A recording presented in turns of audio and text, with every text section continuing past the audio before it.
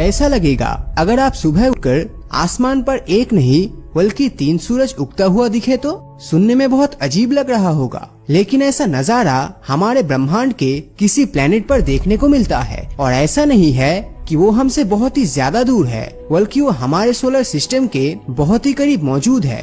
तो ऐसा ही प्लेनेट हमारे सोलर सिस्टम से बाहर वैज्ञानिकों की हैबिटेबल प्लेनेट की खोज ने हम इंसानों को हमारे सोलर सिस्टम के सबसे नजदीकी स्टार सिस्टम अल्फा सेंटोरी से रूबरू करवाया। ट्रिपल स्टार सिस्टम वाला अल्फा सेंटोरी हमारी धरती से 4.3 लाइट ईयर दूर मौजूद एक ऐसा स्टार सिस्टम है जो हम इंसानों के लिए दूसरे घर के रूप में सबसे सुइटेबल चॉइस है। तो चलिए आज हम आपको ले चलते हैं हमारी इसी सबसे नजदीकी स्टार सिस्टम की एक एडवेंचर भरी जर्नी पर। ट्रिपल स्टार सिस्टम वाले इस सिस्टम में पहुंचते ही हमारे सामने सबसे पहले आता है इसका पहला स्टार अल्फा सेंटोरी ए, जिसे ऑफिशियली रिगिल केंटोरस कहते हैं। हमारे सूरज से 1.5 गुना ज्यादा चमकीले इस तारे का मास सूरज का 1.1 टाइम ज्यादा है। हमारे सूरज की तरह ही जी कैटेगरी में आने वाला ये येलो डॉर्फ तारा आकार में हमारे सूरज से 25 गुना ज्यादा बड़ा है, लेकिन इस पीले तारे का तापमान हमारी सूरज के तापमान के बराबर ही है। इसका तापमान 5790 डिग्री सेल्सियस तक रहता है।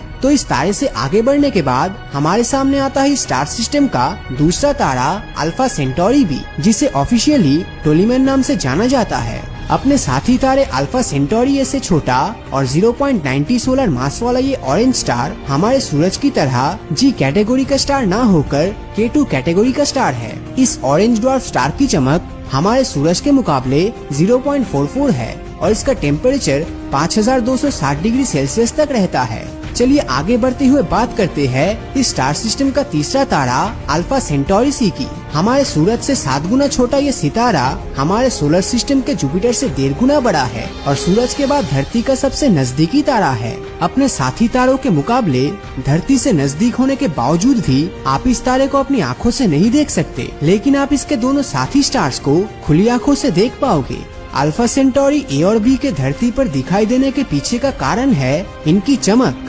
इन दोनों तारों की चमक अल्फा सेंटोरी सी से ज्यादा है। इसके अलावा अल्फा सेंटोरी ए और बी अपने तीसरे साथी सी से बहुत अलग है, क्योंकि ये दोनों मिलकर Alpha Centauri A B binary star system का निर्माण करता है, यानी कि ये दोनों कॉमन बैरी सेंटर के अराउंड ऑर्बिट करता है। और यही वो कारण है जिसके चलते हम इन दोनों तारों को धरती से साफ आसमान में खुली आंखों से देख पाते हैं। तो हमें ये दोनों तारे एक ही जगह पर एक दूसरे के आगे पीछे दिखाई देता है, लेकिन जब हम इन्हें दूरबीन की मदद से देखते हैं तो ये दोनों हमें एक दूसरे से थोड़ी दूर दिखाई देता है। इन दोनों तारों का एपियरेंट मैग्नीट्यूड -0.27 है, जो ये बताता है कि ये तारे हमारी धरती पर दिखने वाले थर्ड ब्राइटेस्ट स्टार है। इन दोनों तारों का ऑर्बिटल टाइम पीरियड 79.91 साल है और ये ऑर्बिट करते समय इनका क्लोजेस्ट अप्रोच 1.6 बिलियन किलोमीटर्स है, जो हमारे सूरज और सैटर्न के बीच की दूरी का बराबर है। वही बात अगर अल्फा सेंटोरी के तीसरे स्टार यानी प्रोक्सिमा सेंटोरी की करे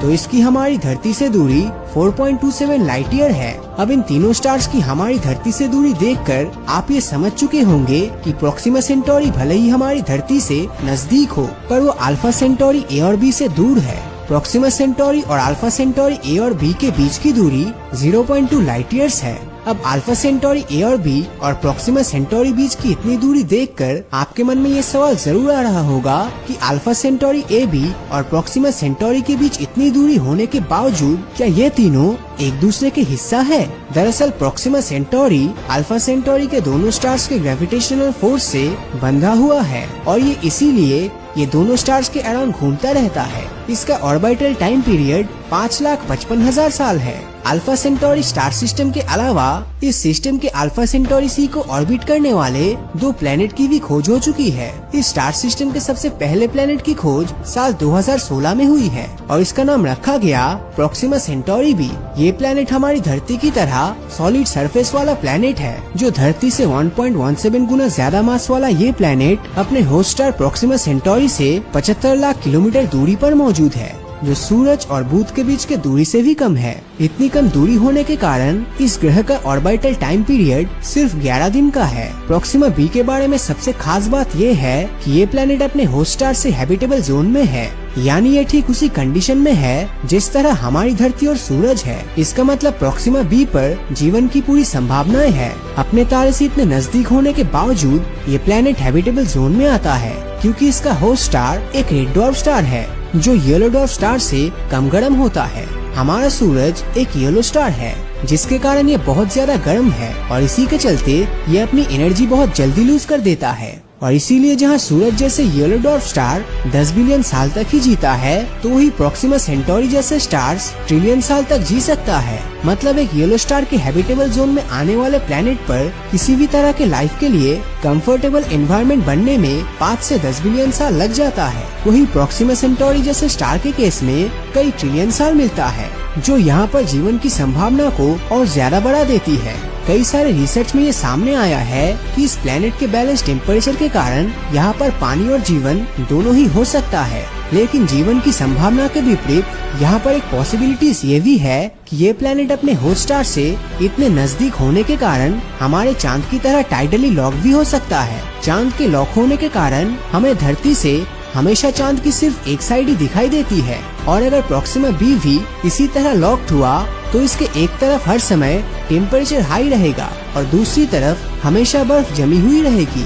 अब यहाँ पर ये सब सुनकर आप सोच रहे होंगे कि इस स्थिति में यहाँ पर जीवन संभव नहीं है, तो हम आपको बता दें कि इस ग्रह पर इस कंडीशन में भी लाइफ पॉसिबल हो सकता है, क्योंकि इन दोनों टेम्परेचर के बीच इस प्लेनेट पर एक जगह ऐसा भी होगा जहाँ पर टेम्परेचर बैलेंस रहेगा। और अगर इस ग्रह पर ऐसा कोई जगह होती है तो यहाँ पर पाई जाने वाली हर चीज काले रंग की होगी, क्योंकि इस तरह की जगह पर बहुत ही कम मात्रा में लाइट आती है और यहाँ पर रहने वाले हर ऑब्जेक्ट को हीट को ज्यादा से ज्यादा एब्जॉर्ब करने के लिए काले रंग का होना पड़ेगा। अगर यहाँ पर किसी भी तरह का लाइफ एग्जिस्ट करती है तो वो लाइफ कुछ इस तरह दिखेगी। चलिए अब आगे बढ़ते हैं और बात करते हैं प्रोक्सिमा सेंटोरी के दूसरे प्लेनेट के बारे में।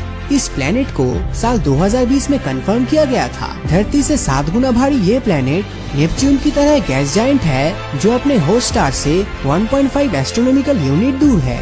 ये प्लेनेट अपने स्टार का चक्कर लगाने में 5 साल का समय लेता है। अगर हम इंसानों के अल्फा सेंटोरी तक पहुंचने की बात करें तो आप ये जान लीजिए कि बेशक प्रेजेंट में हमारे पास अल्फा सेंटोरी तक पहुंचने की कोई टेक्नोलॉजी नहीं है, लेकिन भविष्य में इंसान इतना एडवांस होगा कि उसके पास ऐसी कोई टेक्नोलॉजी आ जाएगी और हो सकता है कि आने वाले इंसान प्रोक्सिमा बी पर रहना भी शुरू कर दे। अब अगर हम बात अल्फा सेंटोरी के इतिहास के बारे में करें तो हम आपको बता दें कि धरती पर इस स्टार का जिक्र सबसे पहले टोलेमी नाम के एक एस्ट्रोनॉमर ने अपने एक किताब में किया था, लेकिन उन्होंने अपनी इस किताब में इन स्टार्स को महज एक सिंगल स्टार की तरह ही दिखाया।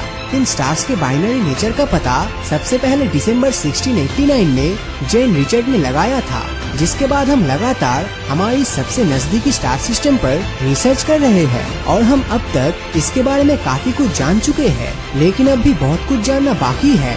जाते जाते हम सिर्फ यही उम्मीद कर सकते हैं कि हम इंसान आने वाले भविष्य में किसी तरह अल्फा सेंटोरी तक अपना पहुंच बनाने में कामयाब हो जाए और हम हमारे रहने के लिए एक दूसरे घर का जुगाड़ कर सके। तो इस स्टार सिस्टम के बारे में आपकी राय नीचे कमेंट करके जरूर बताना, और अगर ये वीडियो आपको अच्छा लगा हो तो इस वीडियो को लाइक और अपने दोस्तों के साथ शेयर करना